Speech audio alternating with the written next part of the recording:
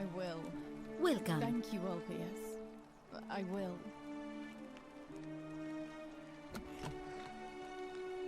Feeling all right?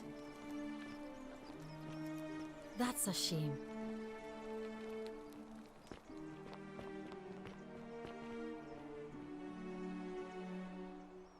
Sorry, I'm still a bit out of it. Galerius just saved my life. Was there something you wanted? Lucretia says I'm supposed to rest.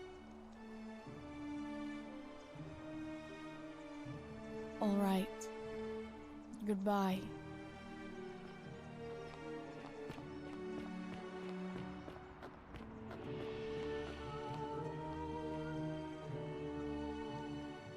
Shalom.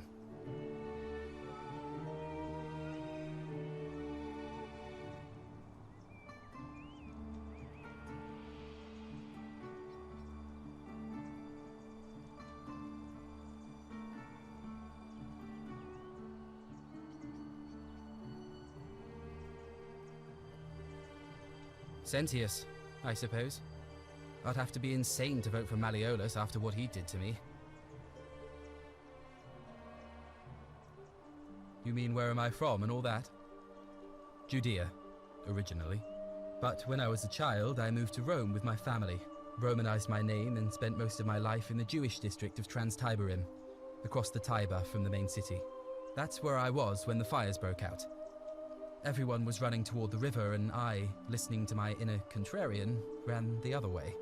Every road leading out of Rome was in chaos, full of people with all their belongings in carts and brigands preying on them. Several hours down the Appian Way, I saw another Jewish family being attacked by 3 opportunists. So I picked up a branch from the side of the road and went to defend them. I can only assume they got the better of me because the next thing I knew, I was waking up in a forest, by a river not far from here, with no memory of how I got there. It's strange though, because I still had my purse on me. Why would a robber knock me unconscious and throw me in a river, but not take my coins?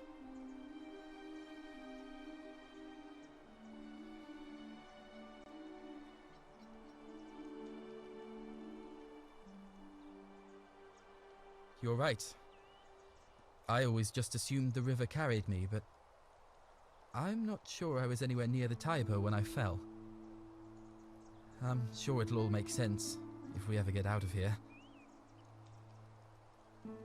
I don't. But even if I did, I'm not going anywhere. I have unfinished business. All right, friend. Thanks for the chat.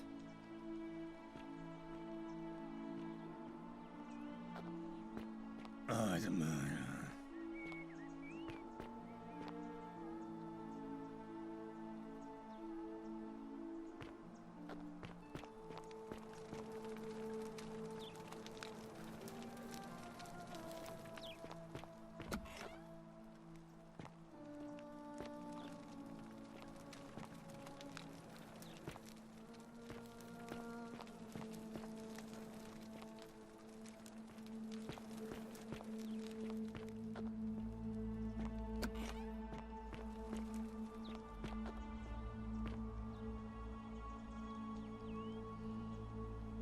Malleolus isn't receiving.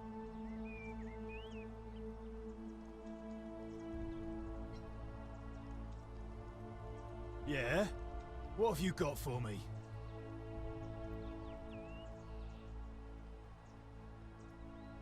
If you set one foot in that villa without...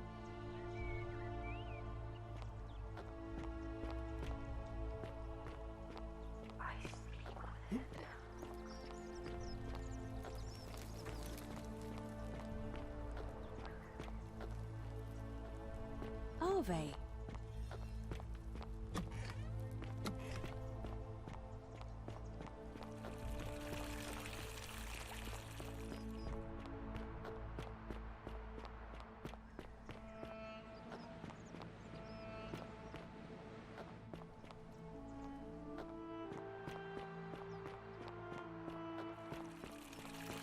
Fear is proof of a degenerate mind.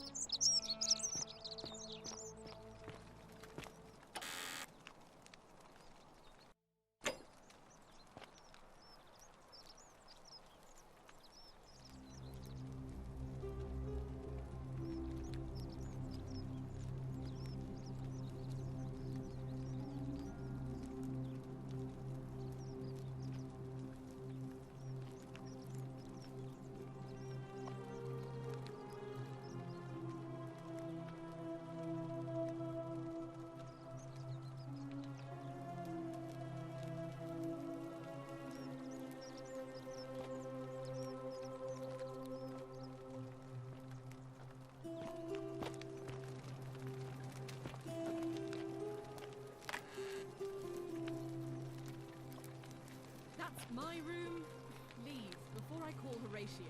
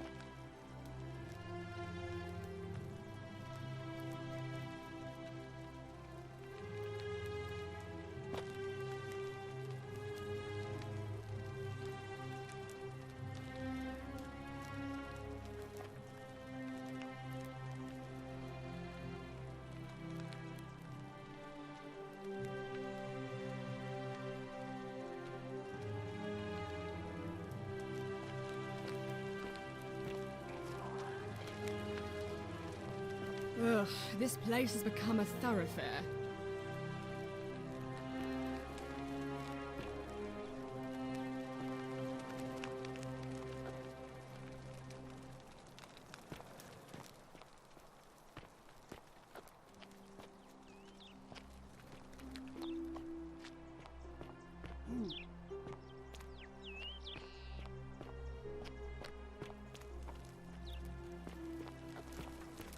Oh, another one fresh out of the Oh, I wish Horatius would stop letting barbarians in here.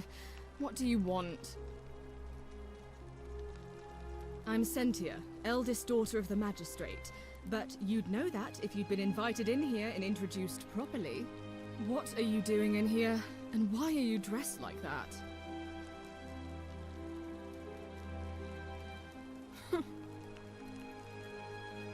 Ugh, what is it with you people? You heard the rumor that my little sister escaped and figure I must know a way out too. Is that it? Well, that's just a stupid rumor. We have no idea what happened to Scintilla. I wish you mouth breathers would just leave me alone. I don't know. Can you? Can you tell me how a person could have disappeared from a city with no exits and no crime? Was she snatched away by the Harpies?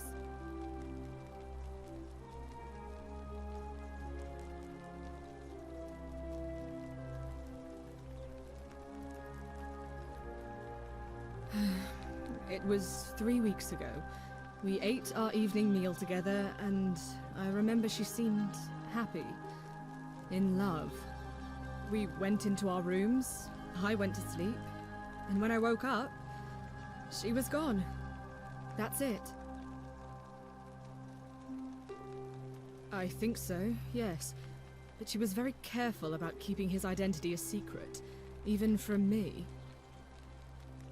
Because our father had plans to marry her off, eventually, and even a rumor about her attachment to some mystery man might have ruined those plans.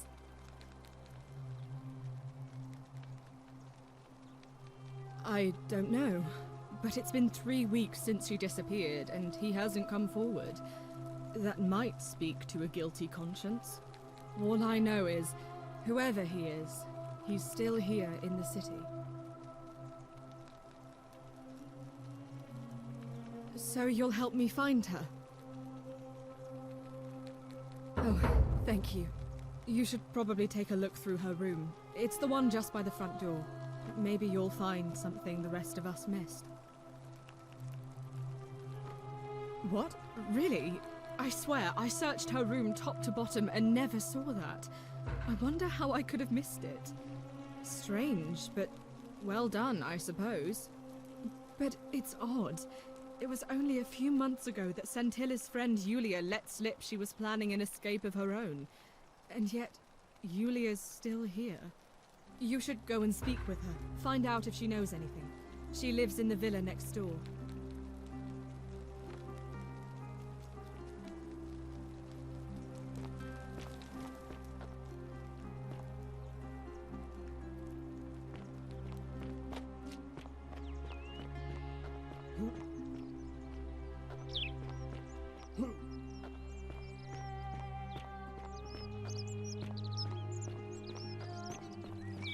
Fear is proof of a degenerate mind.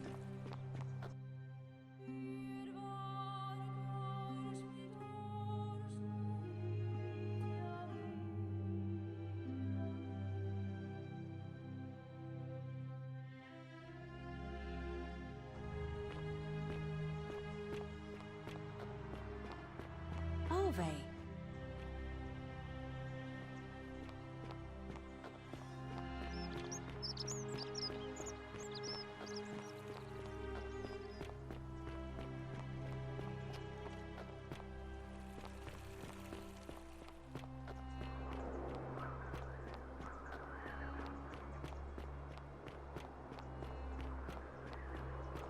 Salve. Oh, it's you again. Is everything all right? No. I did hear from Ulpius that she disappeared. It's very sad. She was such a lovely young woman. But I'd been locked in Malleolus's villa for months before she went missing, so I can't help you, I'm afraid. All right. Goodbye.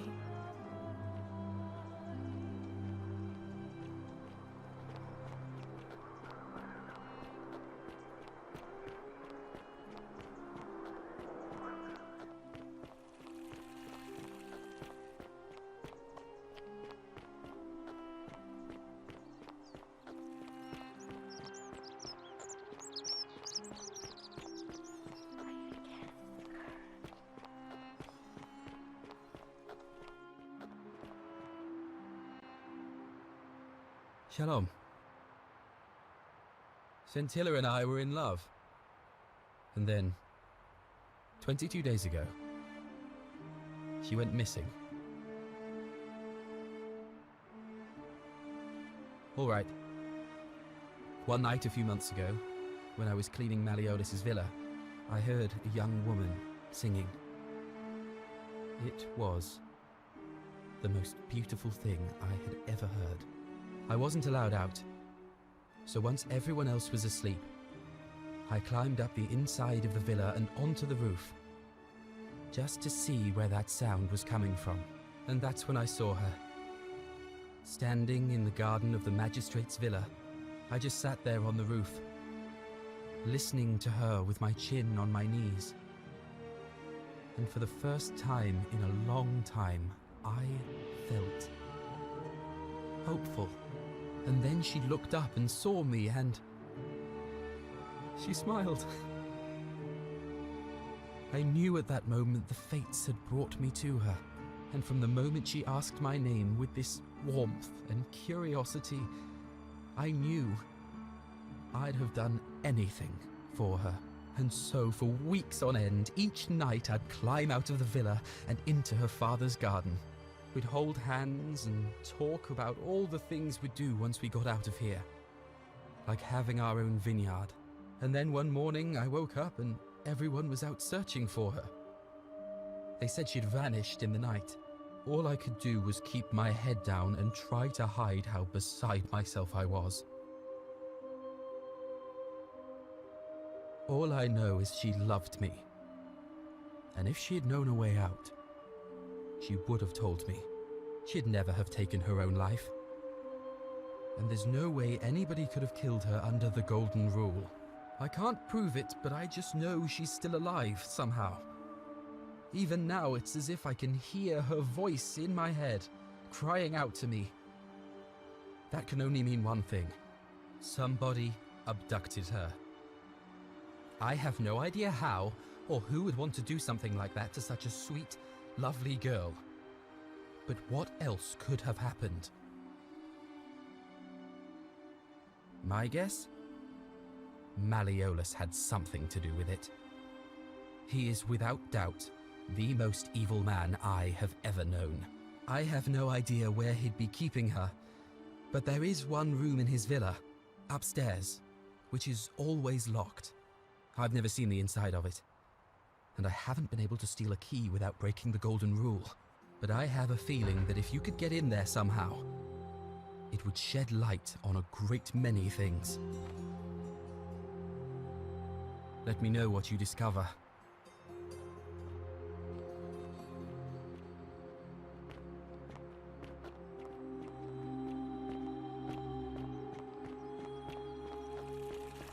On your best behavior, I trust?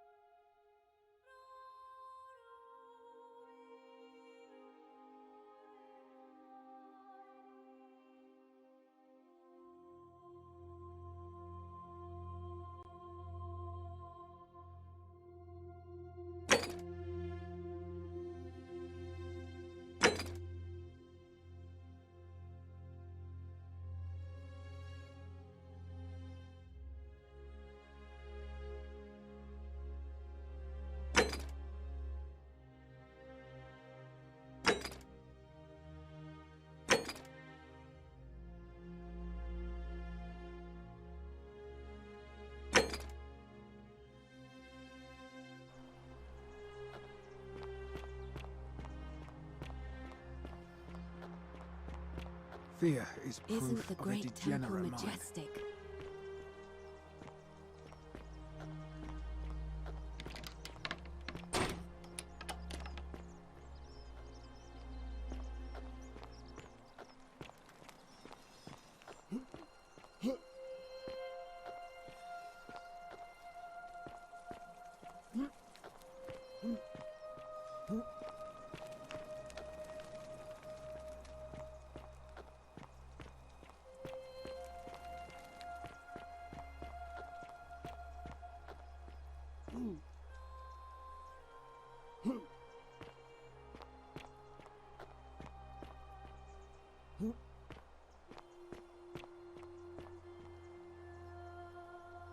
Help! You have to do something! A man arrived in the baths. You...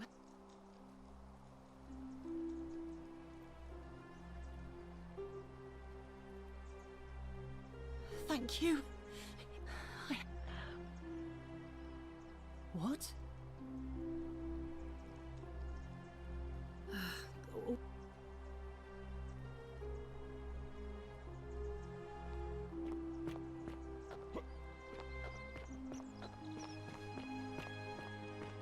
How'd you do?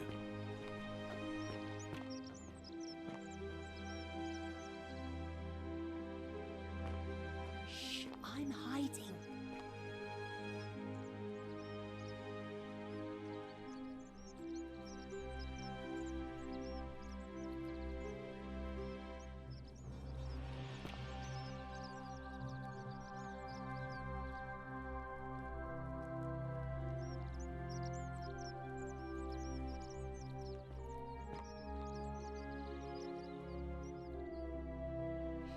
Did you stop him? What are you waiting for?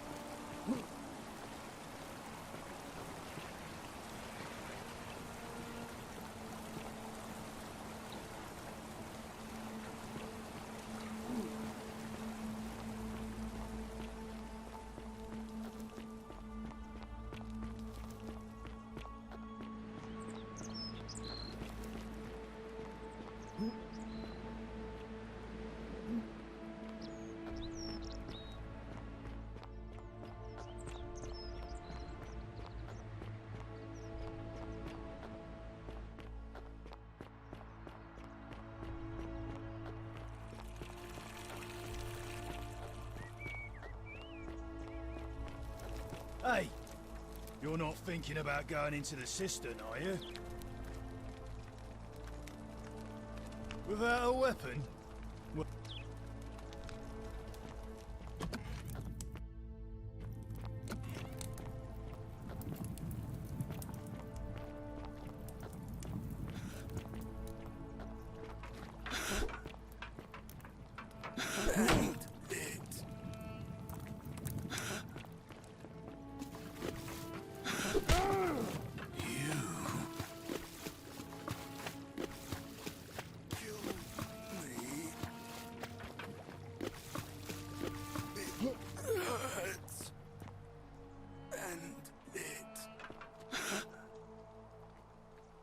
Kill me. Please. Kill me. Let me die. You. Please. Please.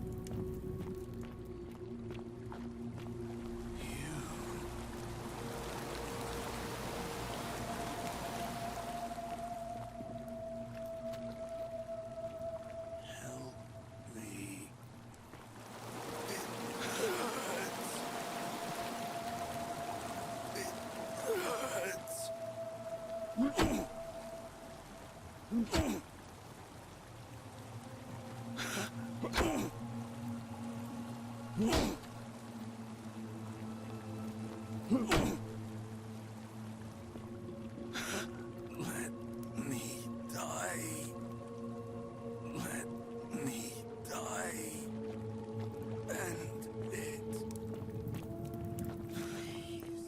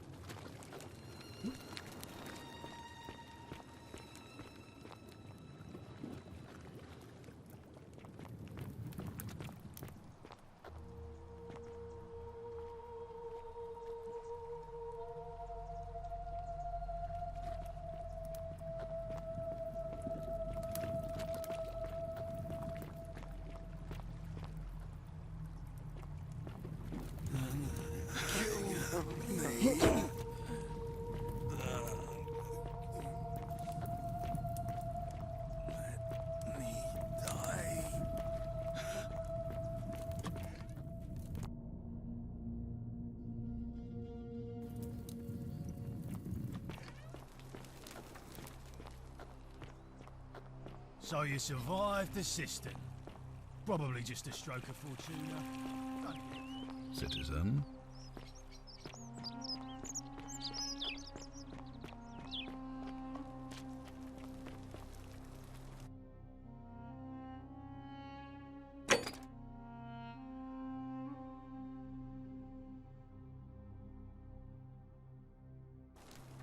Oh, don't mind me. I just live here. What have you discovered? Oh no, that's Scintillas. The question is, what was it doing in the cistern? A skeleton?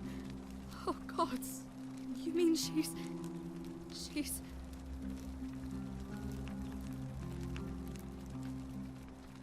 What do you mean?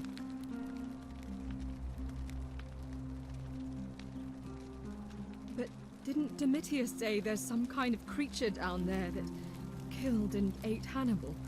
Could it not have attacked her too?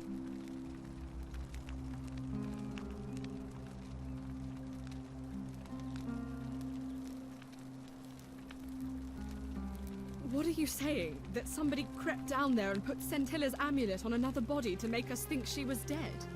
Why would anyone do such a thing?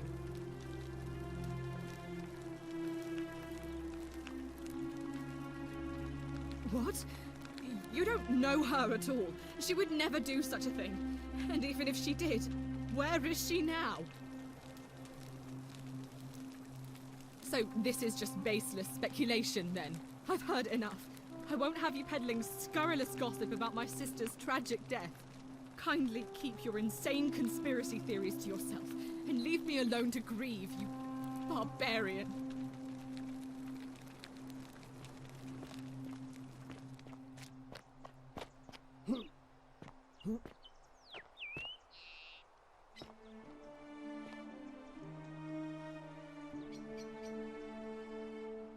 What's in Coolio, me?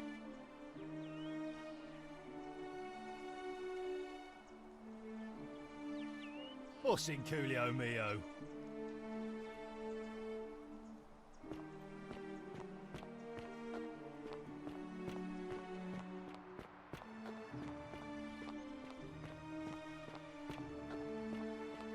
Citizen?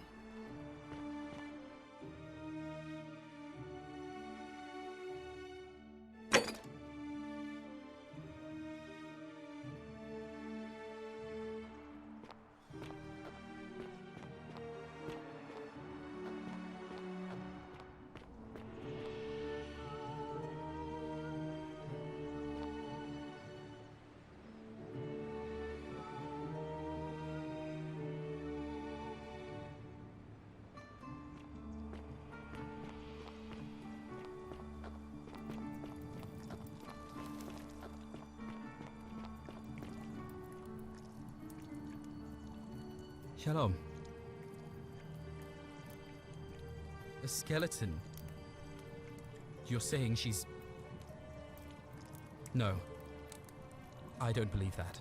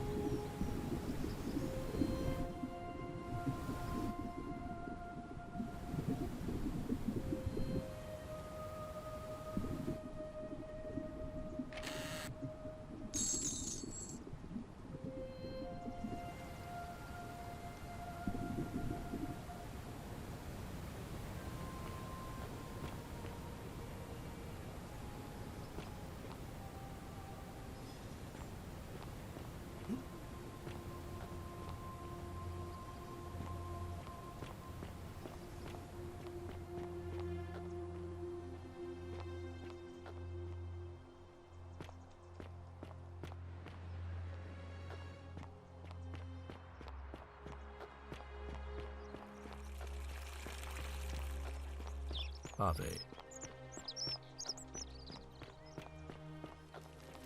Thea is proof of a degenerate mind.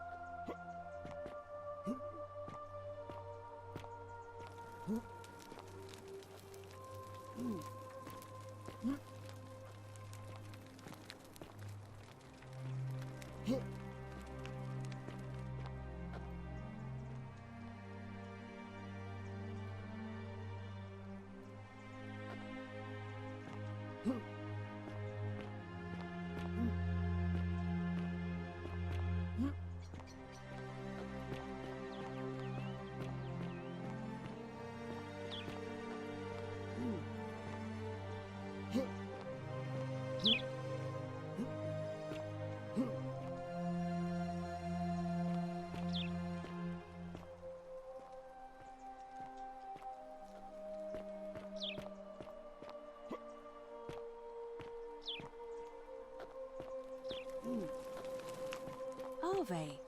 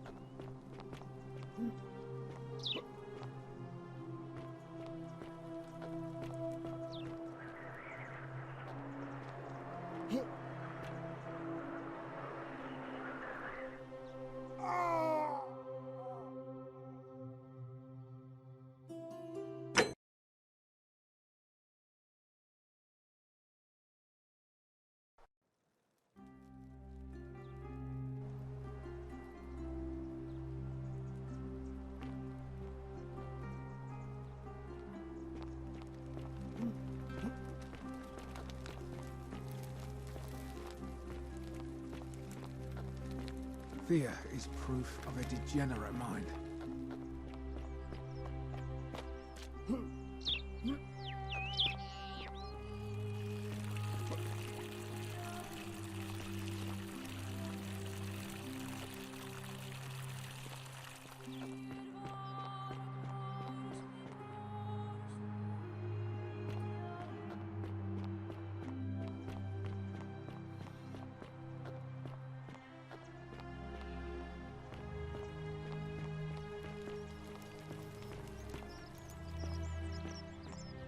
Wonder how much one of these statues is worth on the outside.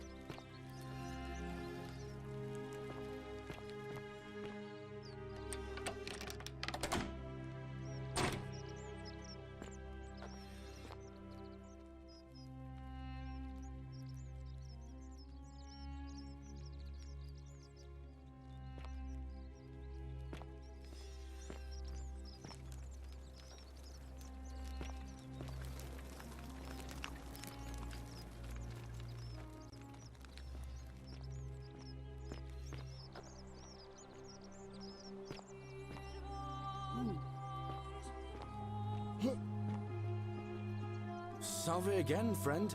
I went and did as you are. How is it? Oh, of course. I'll...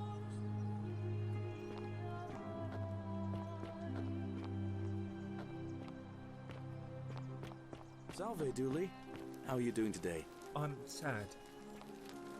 Am I going to die? I don't think so, my friend. It's election day today. Perhaps our new magistrate will be kinder than Sentius and let you out. I hope so. Galerius, what happens when you die? You're not going to die anytime soon, Dooley. Hello. Bye-bye.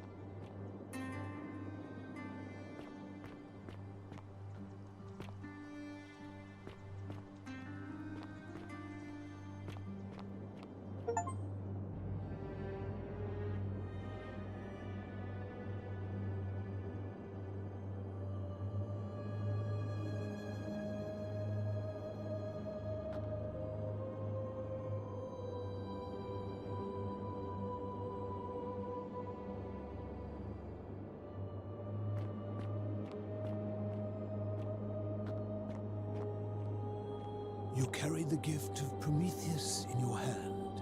Remarkable. Welcome, welcome. May I ask your name? It's a sincere pleasure to meet you. Tell me, what brings you all the way down here? Then perhaps the fates brought you here to learn the secrets of this place. I will tell you everything I know, but first, a request. I have been living down here alone for many years, with nobody to talk to but myself. The one thing I long for above all else before I die is a good philosophical argument with somebody astute. I'm hoping that person is you. Let us find out with this simple question. Have you deduced the name of the god responsible for the Golden Rule? You have much to learn. It's best if you figure it out on your own. Come back once you've made progress. Then you should speak with your contemporaries in the city above. Ask them about their stories and see if you detect a pattern of some sort. It is best if you come to this realization for yourself. You would never believe me if I told you.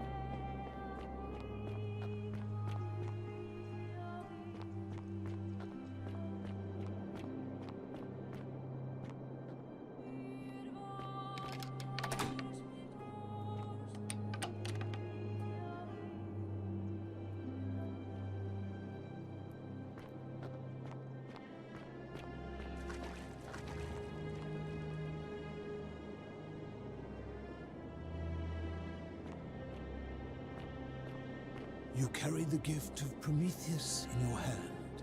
Remarkable.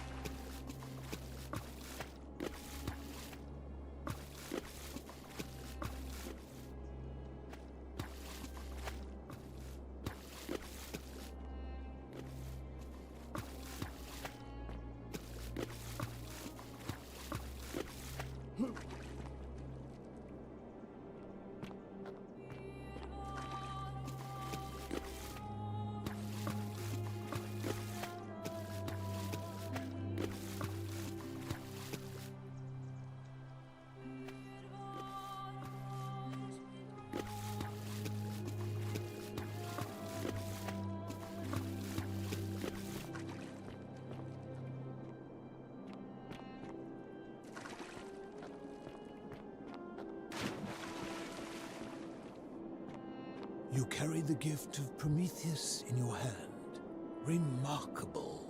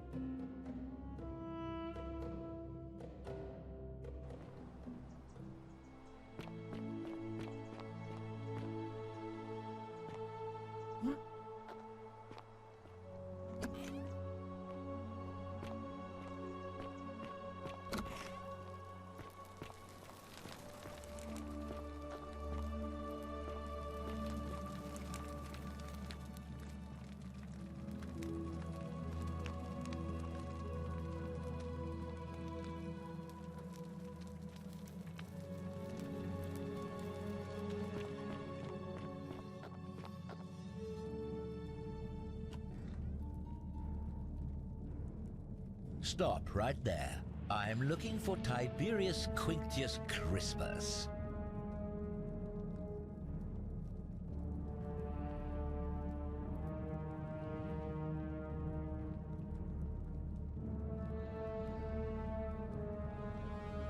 You're right, I am.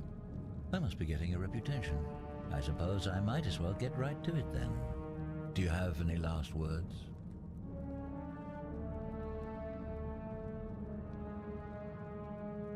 Well, I'd say that's rather convenient, since The many shall suffer for the sins of the one.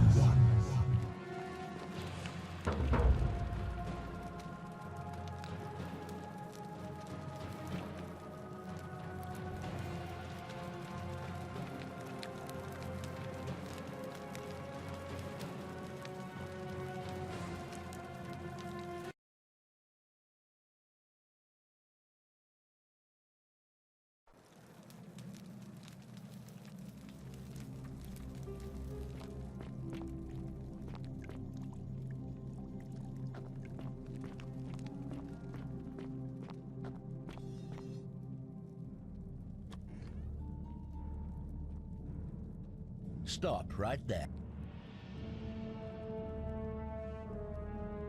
Thank you. For your service to the Empire, I'll let you live for now, but you'd best make sure our paths don't cross again.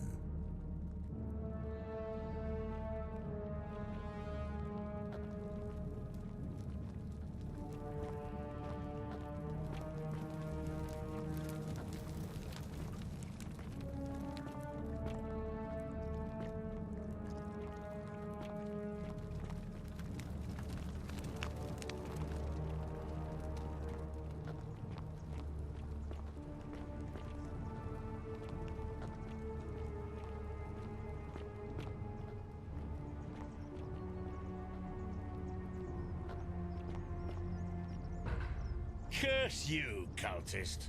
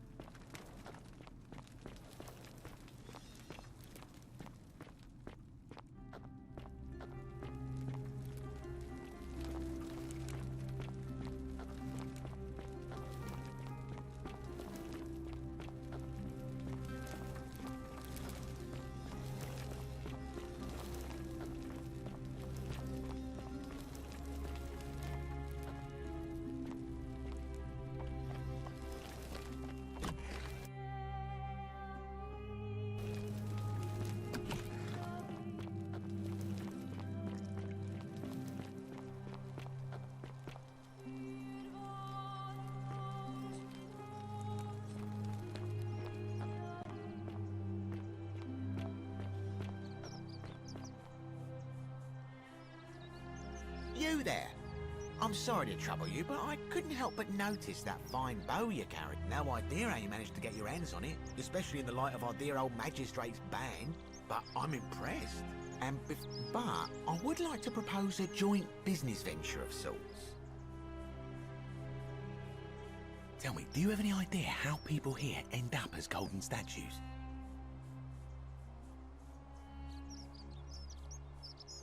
And here I was thinking I was the only one to figure it out. In any case, supposedly 1 or 2 of those arrows is enough to turn a full-grown man into gold. Now, of course, that is a travesty, a terrible, horrible waste of human life which has to be stopped. And yet, on the other hand, I can't help but think of a tale told by that Greek fella Aesop, the goose that laid the golden egg. With the ability to transmute organic matter into gold, one could create infinite wealth. Use your imagination. Golden animals, insects, trees and plants. The Midas touch without the drawbacks. We are talking riches beyond imagining. And even if we were to split all those riches between the 2 of us, half of infinite wealth is still infinite. Interested?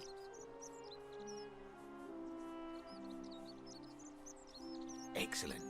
So the first question is, how do we get our hands on one of those golden bows?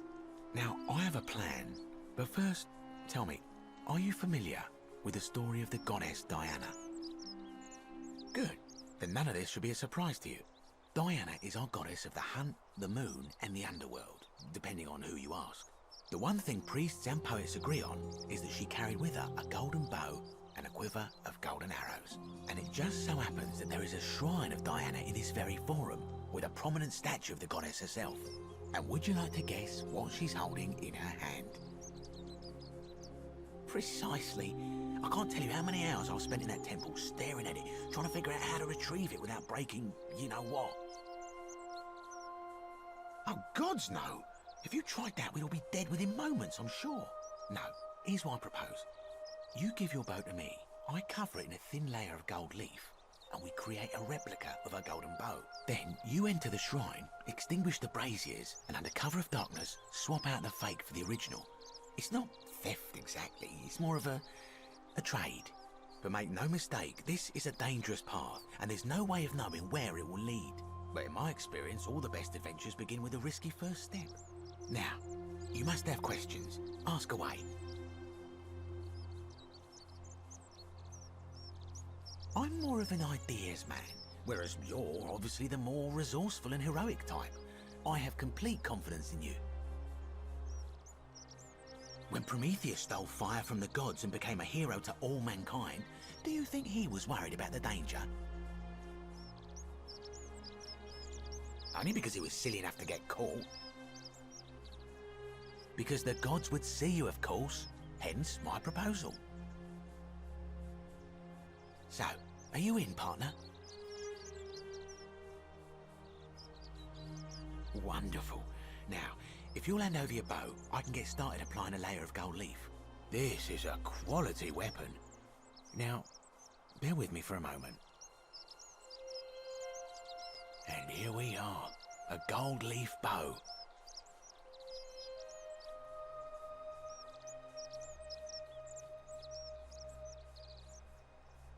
Now I've gone and unlocked the Shrine of Diana for you, so as quick as you can, head on inside.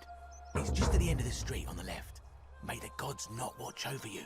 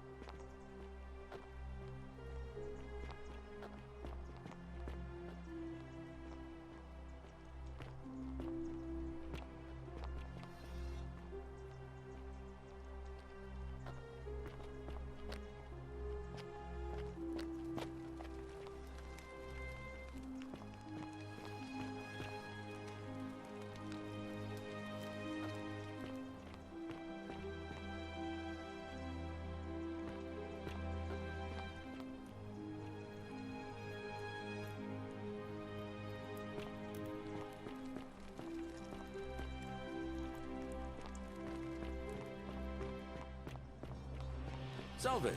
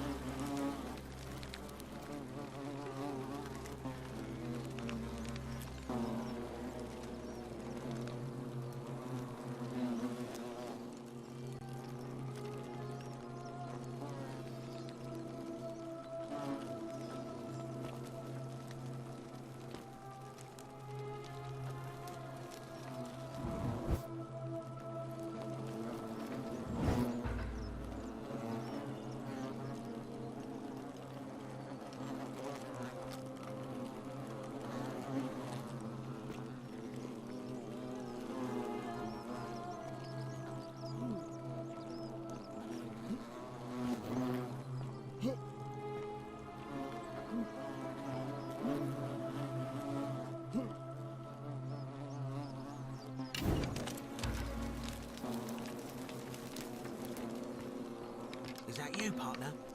Do you have the bow? Wonderful. Just go ahead and slide it under the door for me and I'll unlock it for you. And yet you did. And now, here we are. With me out here and you in there. Until you give me my bow. No, technically, I never said that. I said, if we were to split all those riches between the two of us, infinite wealth is still infinite. It's hardly my fault if you can't tell the difference between a hypothetical and a promise, now is it? Oh, I do love a good loophole.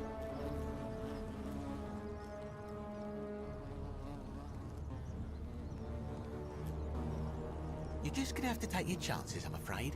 The bow, now. And don't even think about giving me the fake one. I'll recognise my own handiwork.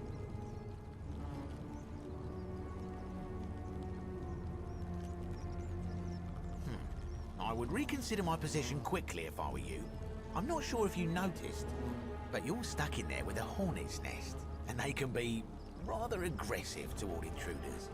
You know, some say it takes 27 hornet stings to kill a man, but I always wondered how anyone could have known that. Let's find out if they were right, shall we?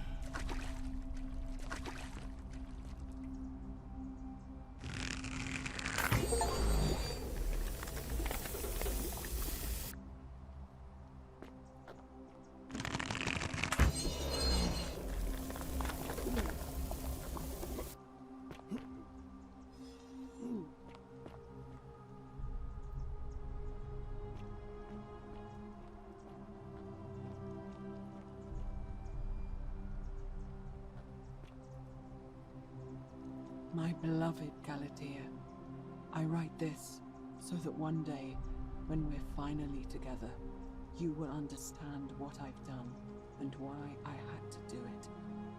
The others will call me mad or a monster, but I don't care what they think. Everything I'm doing here, I'm doing for you. I'll start at the beginning. Soon after my arrival here, as I walked down a corridor lined with golden statues, I thought I heard a whisper behind me. A rasp of air, as if vocal cords of metal strained to say a word or two. I tried to dismiss the idea, tried to concentrate on my work as the city's medic, but that tortured whisper haunted me. Weeks later, in the hallway to the bathhouse, I heard it again and found myself drawn to the statue of a Roman woman wearing a stola.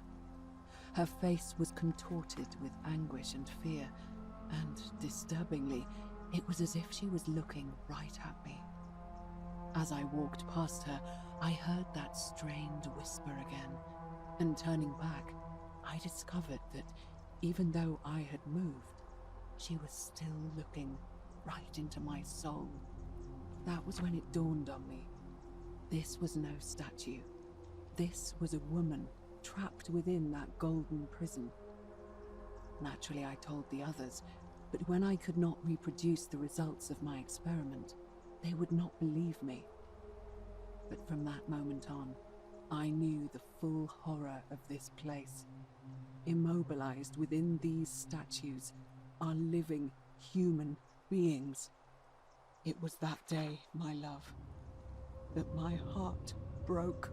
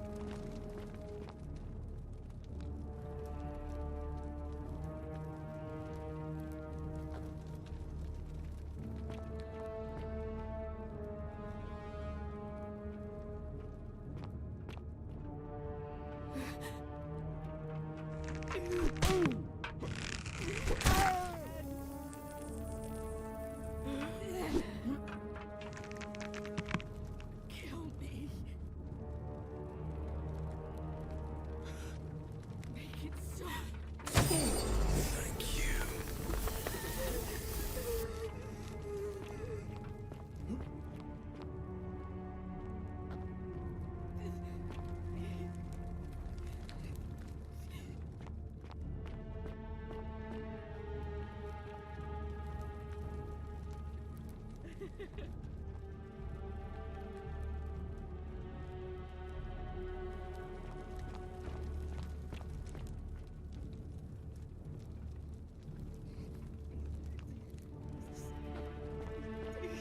it off.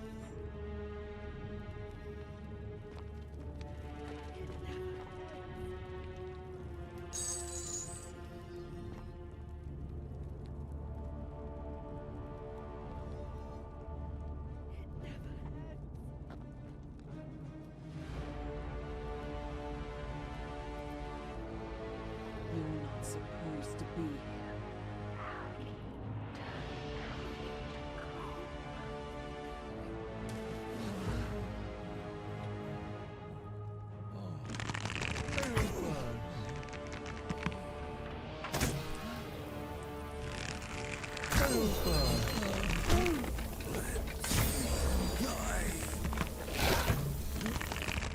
Kill me.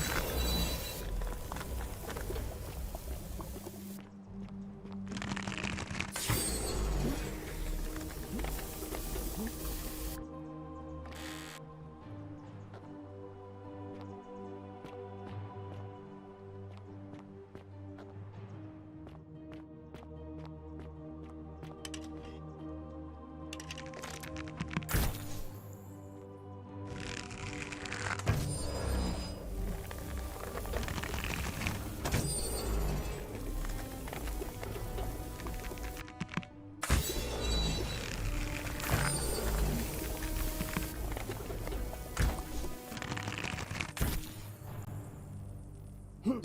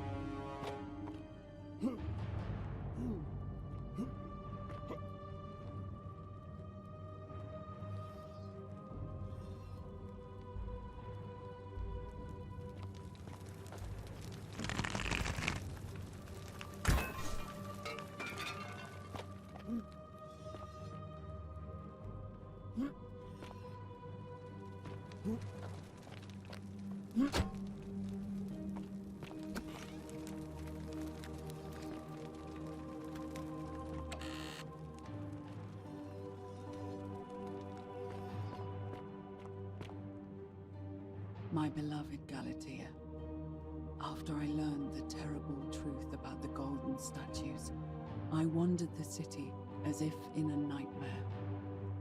What must life be like for these poor souls, entombed in gold, but kept alive somehow? Trapped in their own personal Tartarus, consigned to eternal torment, too horrific for any sane mind to comprehend. I tried to offer them what small mercies I could. I began to talk to them, to keep them company. I'd imagine backstories for them, give them names, and tell them of the world, of the histories and stories I'd learned as a child. As the others became more concerned by my charity, I sought solitude from them, preferring the company of my tormented charges. Discovering a way into the abandoned palace, I began to spend my days walking its halls and sharing with its occupants ancient tales, my mind turning to those of Apollo and Daphne, Perseus and Medusa, and Pygmalion and Galatea. Pygmalion, the sculptor who fell in love with a beautiful statue, and who, praying to Aphrodite for aid, discovered that his beloved Galatea had come to life. It was then that I heard you whisper to me, Galatea. Forgive me. I know that is not your real name, just one I have borrowed from a story. But when I turned to look at you, I saw the most exquisitely beautiful woman I have ever known. Your face, forever frozen in a look of haunting sadness. Our meeting gave me new purpose, to free you from your golden prison, so that I might one day hear you speak, not just whisper your true name to me. So I gathered tools for the long and difficult task ahead, barred the doors to this place, and set to work.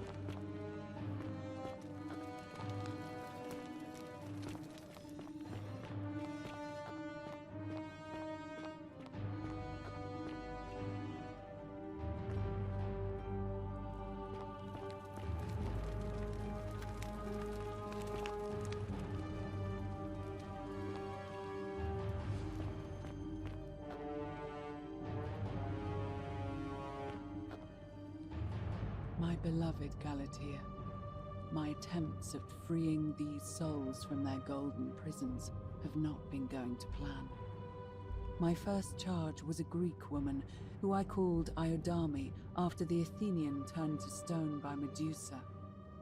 Drilling through the gold that encased her, I was vindicated by the discovery that beneath half an inch of gold, my beloved Galatea, my attempts at freeing these souls from their golden prisons have not been going to plan.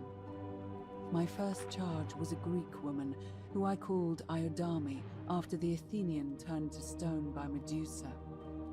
Drilling through the gold that encased her, I was vindicated by the discovery that beneath half an inch of gold, which is so rigid it must be some kind of alloy, was living flesh.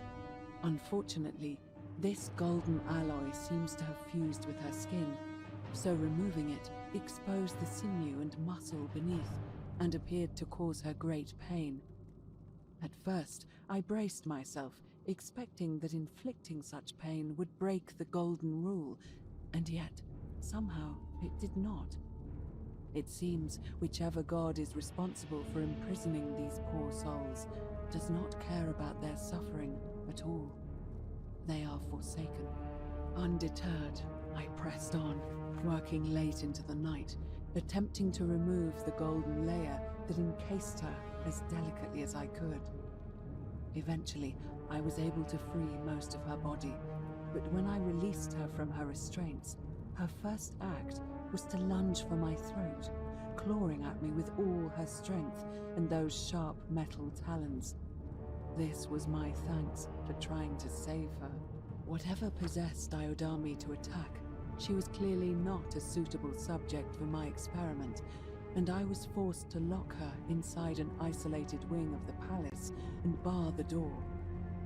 As I continued working on others, I could hear her flailing and launching herself at the other side endlessly. Regrettably, my other experiments bore similar results, and after relocating a few times, most of the palace is now too dangerous to work in. Still, as much as my heart aches to know that you're suffering, I cannot risk attempting to ungild you yet. Not until I have perfected a method that will bring you back to me, whole in both mind and body, and ensuring your humanity is preserved. I promise you this. One day we will be together, even if I have to free every last statue in this god's forsaken place.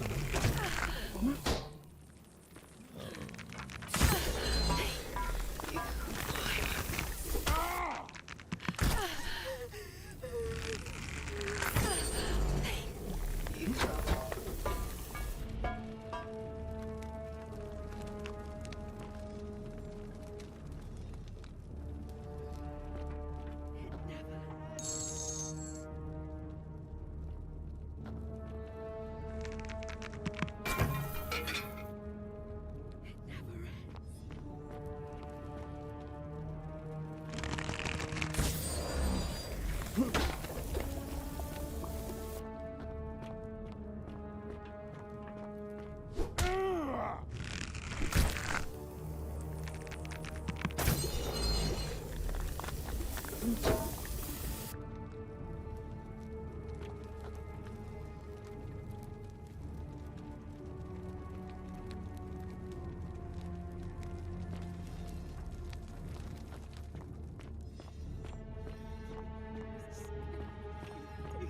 Take it off.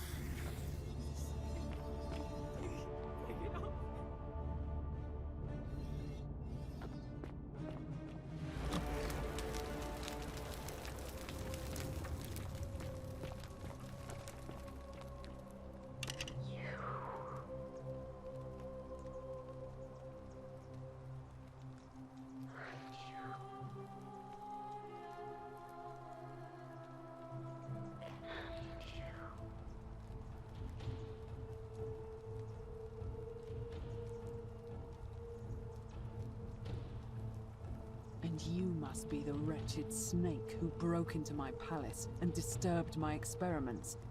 And, worst of all, look at what you made me do to her. This never would have happened if you just stayed away. You're going to pay for that.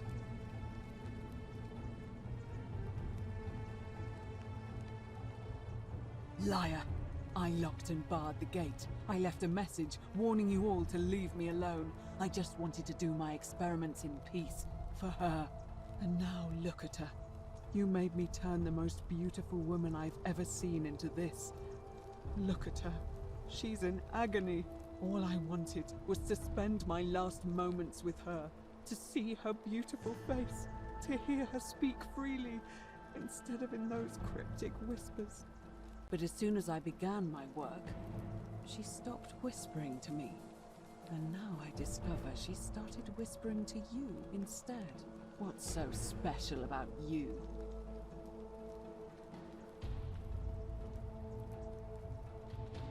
What do you mean, the same voice?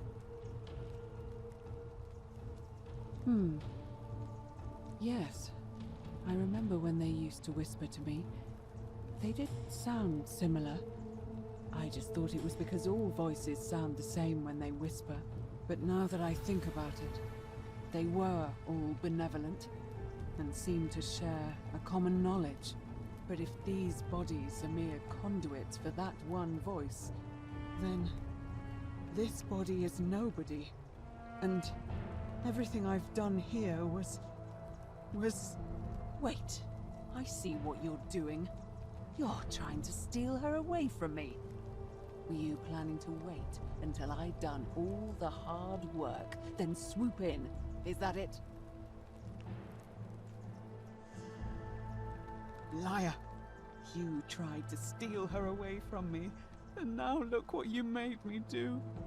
Give me one good reason why I shouldn't peel you too.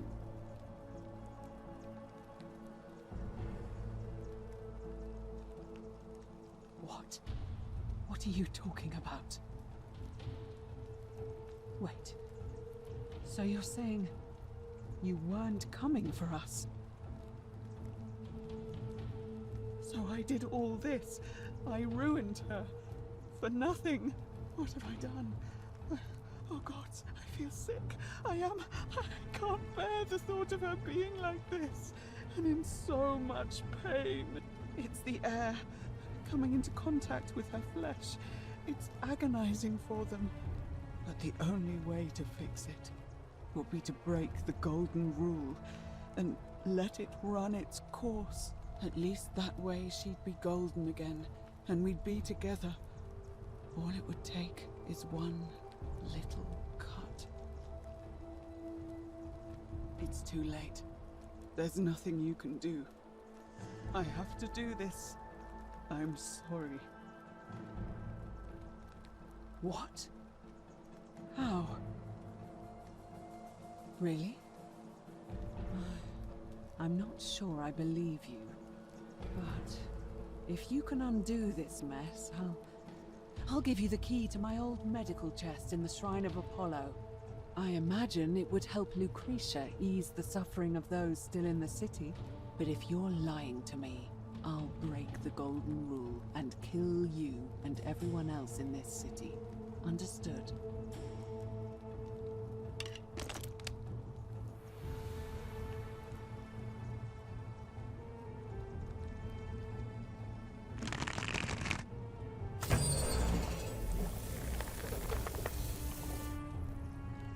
You did it. You took away her pain.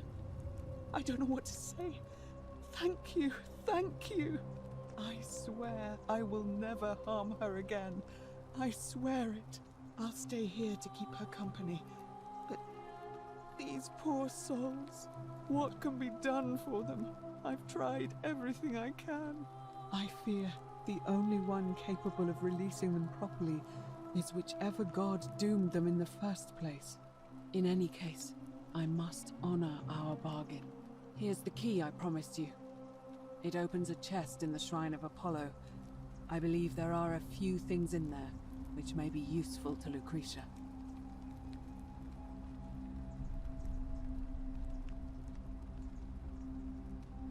Now, please leave. The door here leads out onto the palace balcony.